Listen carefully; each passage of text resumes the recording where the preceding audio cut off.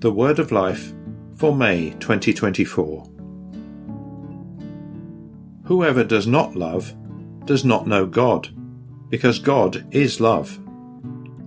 From the first letter of St. John, chapter 4, verse 8. The first letter of John is addressed to Christians who live in a community in Asia Minor, and it encourages them to restore fellowship because they are divided by different doctrines. The author exhorts them to keep in mind what has been proclaimed from the beginning of Christian preaching, and repeats what the first disciples saw, heard, and touched when they lived together with the Lord. By doing this, the community will be in communion with the first disciples, and therefore with Jesus and the Father. Whoever does not love does not know God, because God is love.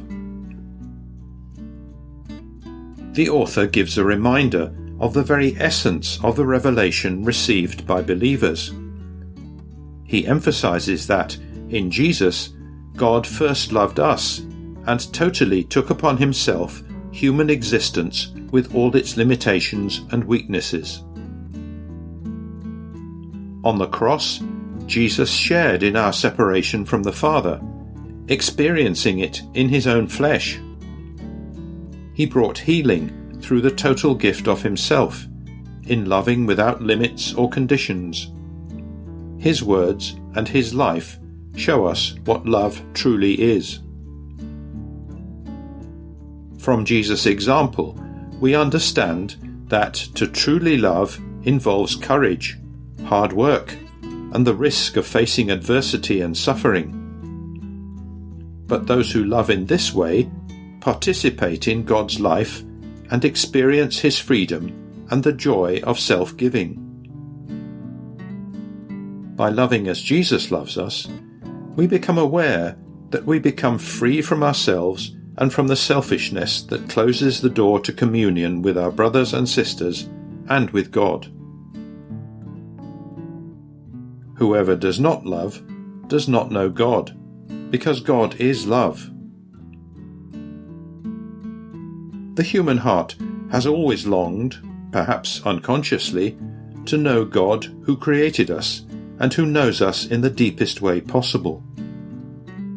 If God is love, by loving him we can glimpse something of this truth. We can grow in the knowledge of God because we essentially live his life and walk in his light. And this is fully accomplished when love is mutual. For if we love one another, God abides in us. When this happens, it is similar to two electric poles coming into contact and producing light.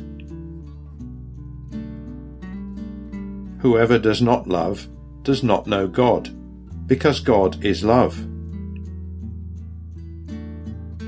Chiara Lubich said, "To witness that God is love is the great revolution we are called to offer to the modern world, which is experiencing extreme tension, just as the early Christians bore testimony to this in the pagan world of their time." How can we do this? How can we live this love that comes from God? By learning from his Son to put it into practice. In particular, let us focus on serving our neighbours, especially those closest to us, beginning with little things, with the most humble kinds of service. Let us make the effort, following Jesus' example, to take the initiative in loving, being detached from ourselves and embracing all the small and big crosses that this might entail.